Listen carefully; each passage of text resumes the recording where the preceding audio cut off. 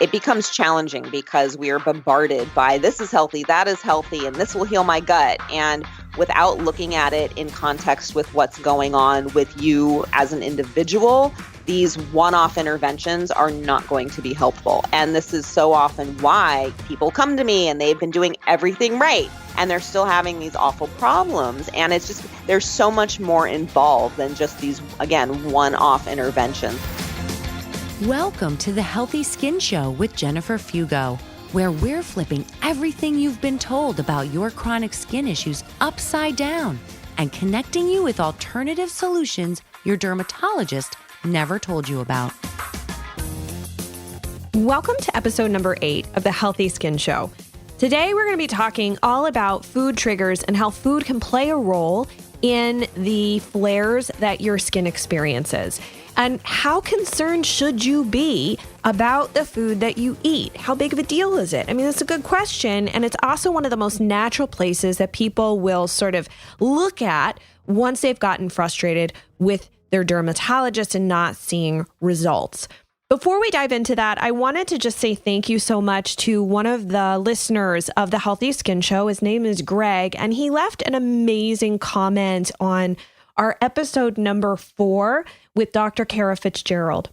Greg shares, I just wanted to give you a standing ovation, Jennifer, for your introductory remarks about how each of us must decide for ourselves which course of action we want to take based on our circumstances and personal priorities, and how none of us have the right to judge or criticize whatever decisions anyone else makes for themselves. Beautifully said. Greg, thank you so much for that comment. I am so glad that that resonated with you. And I've gotten many other compliments very similar to that from fans who tune in and connect with me via Instagram, as well as through my mailing list, who are very appreciative of the fact that this is really a no judgment zone. I'm not here to dictate to you what your actions and next steps should be. I'm here to pull back the curtain and make sure that you have every possible thing at your fingertips so that you can make a more informed decision, because your path forward is likely going to look very different from mine and anyone else's. And part of the reason that is the case is because there are actually 15 different root causes that can cause and continue to inflame and irritate skin issues.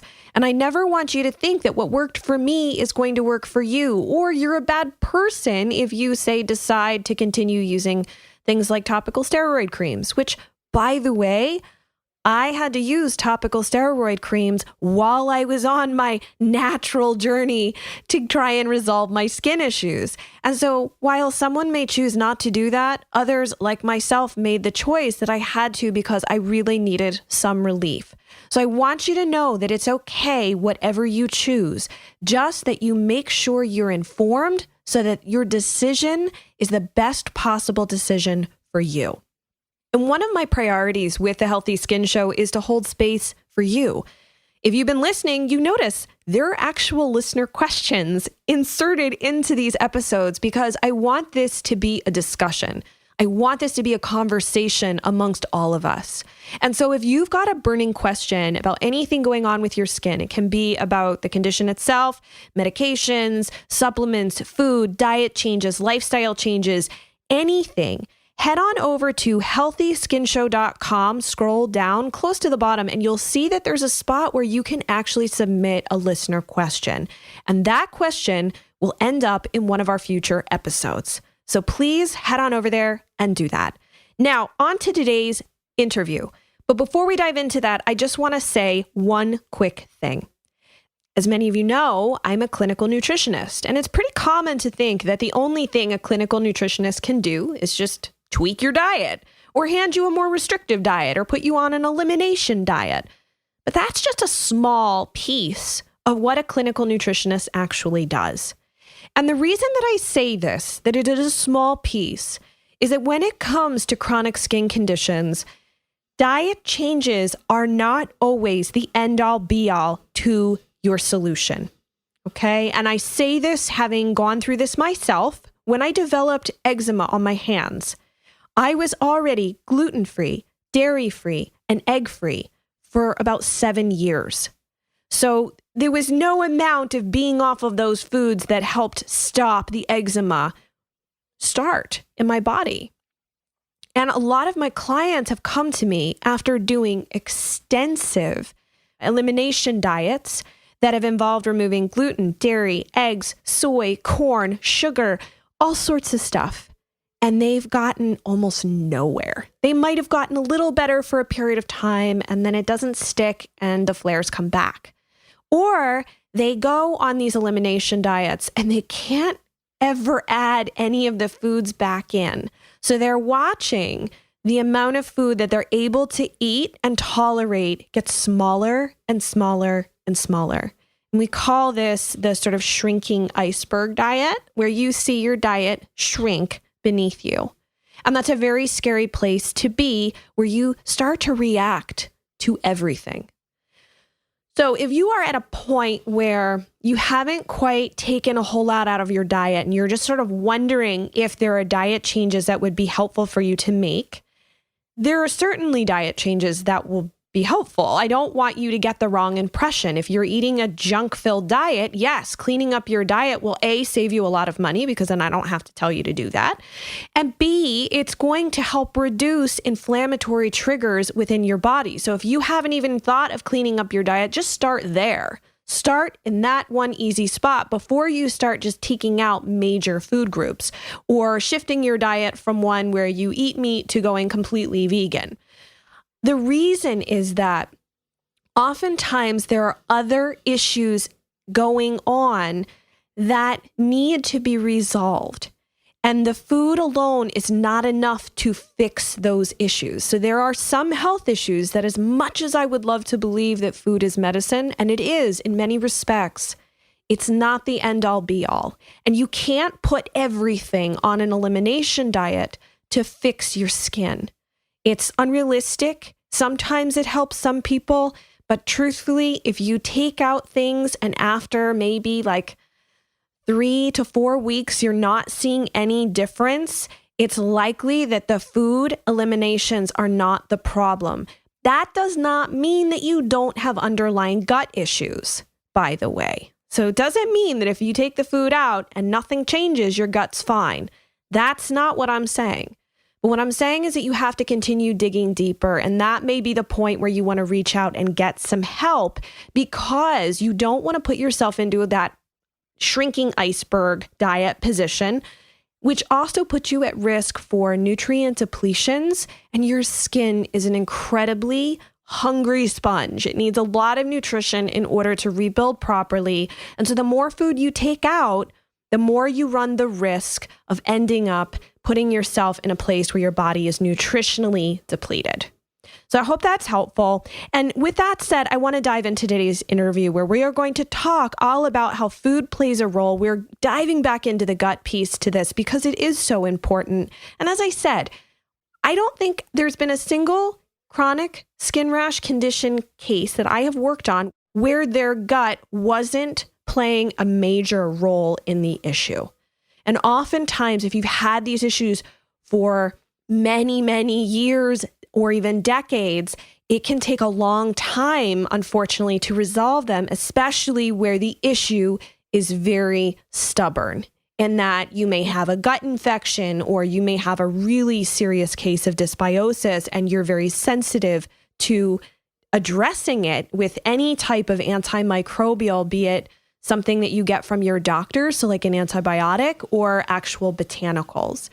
And so my friend Jennifer Brand is joining us today.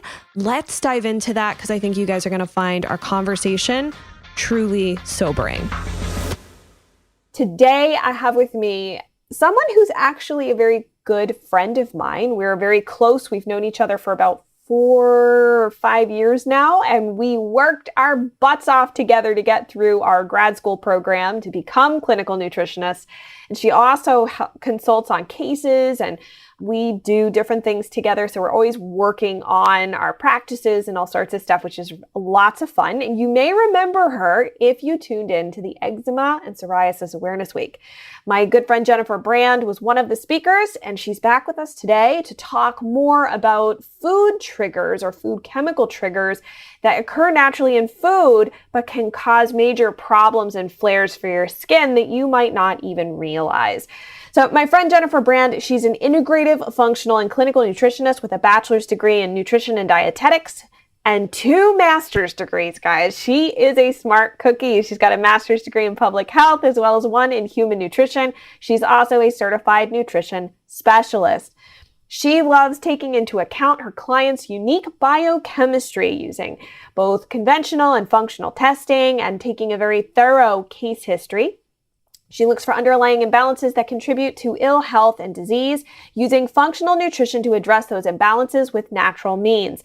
Those things can include looking at you, the client, from a whole person perspective, taking into account your mind, body, and spirit, looking at your diet, making alterations to that when necessary, as well as other lifestyle alterations, and using supplements, of course, to help support your body's biochemical pathways. Jennifer has worked with a lot of clients, oftentimes being very chronic and unfortunately complex conditions that don't seem to get resolved conventionally. So that's where Jennifer and I love to dive in. And yeah, Jen, thanks so much for joining us today. Thank you for having me. Thank you for that wonderful introduction. And I'm always happy to talk to you and support you on a personal and professional level. And yes, we've known each other for a long time now. And I'm thankful every day for your friendship and to have you as a colleague. I know. And it's really cool that we're able to actually collaborate on things like this. And, you know, one of the things that I love about you is that you are so intensely focused on this really interesting relationship of the gut to skin health. Can you talk a little bit about that? Sure. I mean, my focus is really gut health and GI issues because I'm just obsessed with everything gut related.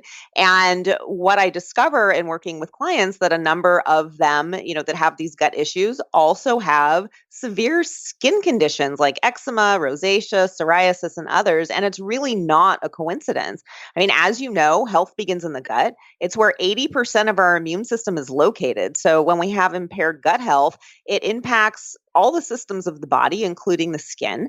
And impaired gut health can result in leaky gut. I'm sure most of you out there have heard of leaky gut. It's, all over the place nowadays. And this is where toxins and food particles from the gut can get into the bloodstream and the body reacts.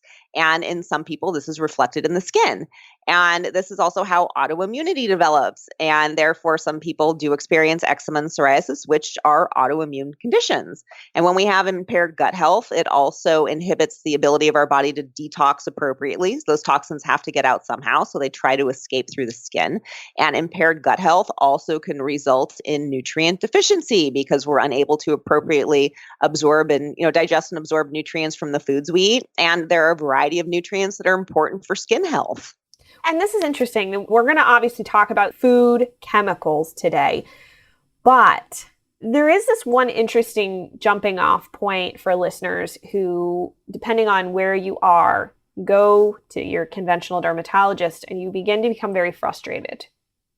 Typically, the first place that they will start to look as they become increasingly frustrated is like, could it be the food that's causing my problems? It's a first very natural question. And so I do read and interact with a lot of different people in different Facebook groups that are specific to skin conditions because, I myself had dyshidrotic eczema. So it's a very personal issue to me. So there are some terms that are thrown around like food allergies and food sensitivities, even food intolerance. Could you talk to us a little bit about what those are and how they're different? Because they are not interchangeable terms. Absolutely. And something I want to add, you just spurred me to think about this, that I do have a personal connection. I have a few family members that deal with psoriasis. So it's something that I do also happen to be passionate about because I want to help them heal as well. So the difference between food allergies and food sensitivities. So when we're looking at food allergies, those are what we call an IgE, antibody reaction. And so this is where people that go into anaphylactic shock from, eating whatever it is. It's that type of reaction. And so those are foods that we absolutely want to avoid. And then on the other side of the coin, we have food sensitivities. And these are like IgG reactions, for example, antibody reactions. And in this case, it's really your body sort of recognizing an old friend, or, it's something you eat often and your body's like, hey, I see you again. And, these are really the result of leaky gut. So especially when we have multiple food sensitivities. So if you find that you're sensitive to many foods, and I see so many people, they feel like everything they eat is causing them to react, you have leaky gut. And so when we're talking about these food sensitivities, a lot of people feel that these foods are causing my skin conditions. So I see people that have severely restricted their diets. They're on long-term elimination diets. And, over time, they become sensitive to more and more foods. So the skin reactions continue.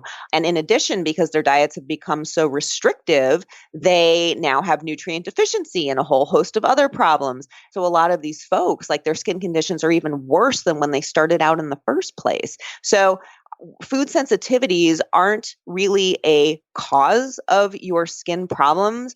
They're a symptom of leaky gut, and therefore they're a trigger of your skin symptoms. So I think that that's very important to recognize, is that they're not a cause, they're a symptom, and therefore they become a trigger. Exactly. And again, if we want to move away from just symptom management, that means that yes, you do for a period of time need to avoid those foods. It may, depending on how severe they are, sometimes severe food sensitivities you may have to kind of deal with for the rest of your life.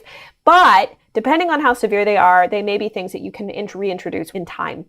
And I love that you really pointed out, they are not a root cause. That's so, so important.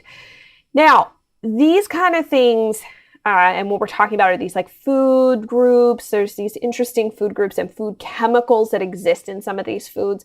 They can trigger skin issues.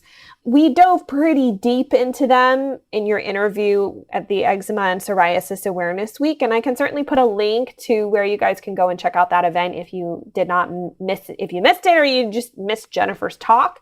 You can certainly go and check that out because it was excellent. But let's dive into maybe four big ones today that tend to cause issues for people. And by the way, in saying this, number one, we are not saying you have all of these issues.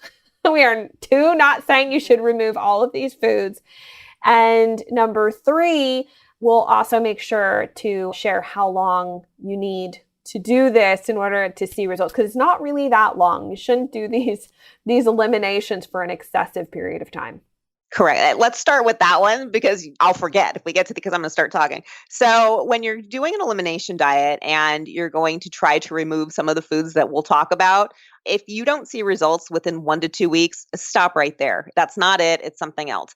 It should help quickly if you remove these things. So I want people to keep that in mind. So thank you for pointing that out, Jen. And so when we're talking about, these are natural chemicals that are found in healthy foods like fruits and vegetables. So this is beyond some of the common triggers that people remove first, which are, gluten, dairy, eggs is very common trigger. They're very common triggers for eczema, soy, nuts and peanuts and corn.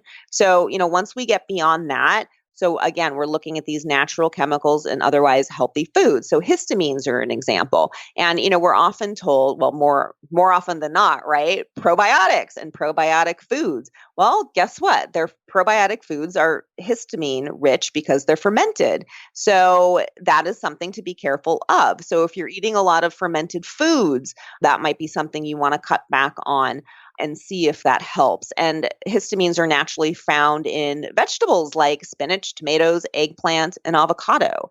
And then we have salicylates and oxalates also present in many vegetables. So salicylates, tomatoes, broccoli, and zucchini, grapes and blueberries. And then oxalates are found in leafy greens and nuts and seeds.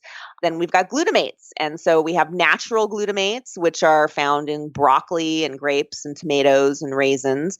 And then we have monosodium glutamate, or MSG, which is a preservative. So you might see that on food labels. And actually do a really good job of hiding what they call MSG nowadays. Yeah, the food industry is very Yes, sneaky about they're that. sneaky. So anything, processed foods, lots of condiments, preservatives, anything that has like artificial flavor enhancers in it. The list is very extensive and way too extensive to go through now, but it's just hidden. The glutamates are hidden in lots And of I'll foods. also say too, Jen, about bone broth, for example. A lot of people like to use bone broth to heal their gut. You'll probably read that online when you go searching. But if you have an issue with glutamate, bone broth is high in glutamate and can actually make your issues worse. So we're not telling you guys this to scare you. That's not the point. It's to make you understand that, yes, there are natural triggers out there, but it can be complex. It can be, and I think that's a really good point. And I'm not personally a huge fan of bone broth for that reason and many others. And I think it becomes challenging because we are bombarded by this is healthy, that is healthy, and this will heal my gut. And without looking at it in context with what's going on with you as an individual, these one-off interventions are not going to be helpful. And this is so often why people come to me and they've been doing everything right. They're doing their bone broth, they're doing their collagen, whatever. They're taking their glutamine to heal their gut, and they're still having these awful problems. And it's just, there's so much more involved than just these, again, one-off interventions. So I think that's important to point out as well. Like you were saying too, the other thing we should say is that some of these, again, are very healthy foods. Like bone broth is typically known as a very healthy food. But to kind of circle back for a moment to fermented foods and probiotics, you guys might not realize when you hear that, like, okay, fermented foods, maybe that means like kimchi, but that we're talking about kombucha, wine, beer, all sorts of spirits, anything that's pickled, yogurts, cheeses. And then we're looking also at cured meats as well. So, I mean, the list is quite extensive and people don't realize that these chemicals exist naturally in foods. Now, does that mean that we all should avoid them? No, but it can be certainly an issue. And then the last one is citrus. Citrus can be a trigger for skin issues in some people, and citrus fruits contain salicylates among, other natural chemicals that can be triggers. So again, that's kind of the conversation here is I would say my thing would be, if you want to pick one of these groups, one of these four, and give them a shot, as Jen suggests, maybe 1 to 2 weeks, see how you do. Do not expect to be healed in 1 to 2 weeks. That's unrealistic. Your skin cannot correct itself that quickly, especially if there's a lot of damage and there's any open wounds or sores or anything like that. But you should notice a marked improvement. The easiest way to do that, I would also recommend, is to take a picture of your skin before you start. That way you can document it through photographs and see if you actually notice any difference. So how exactly, aside from, taking these foods out, how would you know if you're sensitive to any of them? So again, if you remove them for a week or two, you should notice something. And I love your idea about, taking pictures, because sometimes, we forget very easily. We may still have skin issues 2 weeks in, but comparing to where we started, it might be a marked improvement. So I think that that's very important to point out. So with many of these, there aren't tests to directly find out if you're sensitive to them otherwise. I mean, you can test for histamine, there are lab tests for that. And then by proxy, we can use urinary organic acid testing, which is a functional test, to see what our oxalate levels are. So it's sort of a proxy to check for oxalate sensitivity. But, you can't really test for salicylates or glutamates, for example. So that in those cases, it really is a matter of taking them out of the diet for a little while to see if you have some improvements. Yeah. Let's say you discover that histamines or glutamates or something are an issue. What exactly should you do? I think it depends on what it is. If you're removing MSG, for example, which is a preservative, and you feel better, that's not something that you should worry about adding back in at some point. That is an artificial preservative. It is not good for you. If you're finding that you are sensitive to these natural chemicals, it really warrants a look at your gut health. So that really does involve working with somebody who can help guide you through the process. We're talking about looking at, for example, a urinary organic acids test, which, I mentioned in relation to looking at oxalates. I'm a huge fan of comprehensive digestive stool analyses, where we can actually take a look at the composition of your gut microbiome, what your commensal bacteria is doing in there, looking to see if you've got any gut inflammation. So it looks at sort of the immunology and inflammation in your gut. See if you have any pathogenic or potentially pathogenic stuff going on in there, leaky gut. So it just gives us a lot of information, which gives us a lot of opportunity to make improvements and address anything that's going awry in there, which will bring improvements to your skin health. Yeah, and that's a big deal because when you're not able to properly digest and absorb your nutrients, all sorts of things get screwed up. And to be fair, you do need to look at your gut, I think, from sort of a two-pronged approach. It's like, first, it's the gut function, and then you've got to look at the microbiome. What kind of gut flora community is living within you? And where is it living is another question now that we need to ask, because sometimes the gut flora is not in the right spot and it's fermenting food in, say, the small intestine when it should be in the colon. And in that case, you would have something like SIBO.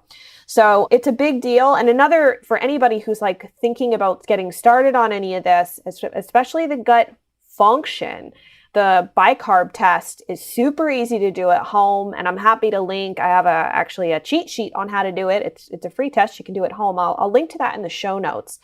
So Jen, I know we always have like so much to talk about, and there's more we could go on and on about. And so I'm hoping we can have you back.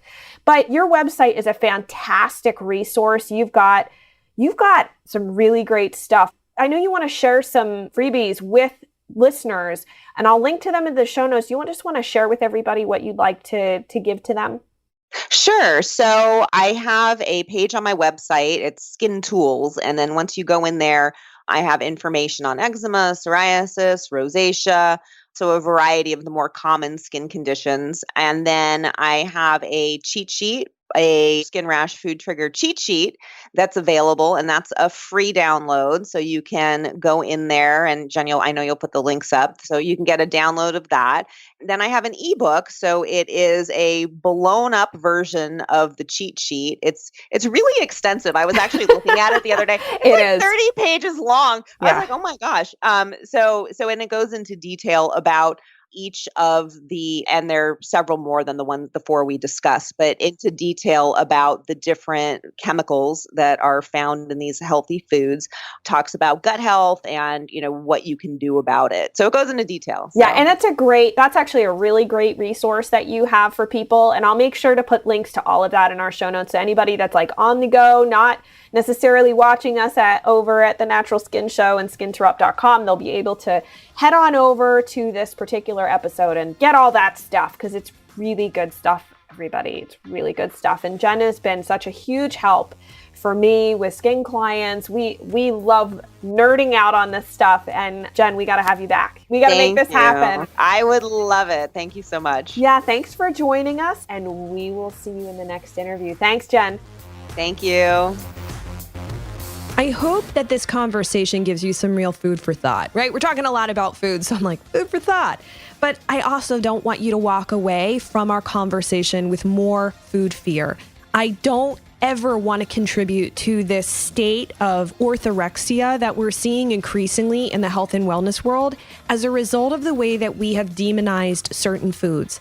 I am in no way, shape, or form an advocate for really restrictive elimination diets. Sometimes they may be necessary, but if someone is advocating for you to take out a lot of foods from your diet, the question you need to ask is why? What results will I ultimately get? Because as Jennifer and I discussed, if you don't address the root cause, just taking those foods out, which by the way, food sensitivities are actually a symptom, not a root cause, that's not actually going to solve the underlying problem that caused you to get those food sensitivities in the first place that are now triggering your skin.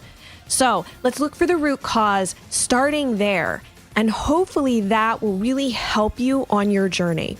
So all of the links are in the show notes for today's show, and I look forward to seeing you in the next episode as we continue working together to rebuild healthy skin.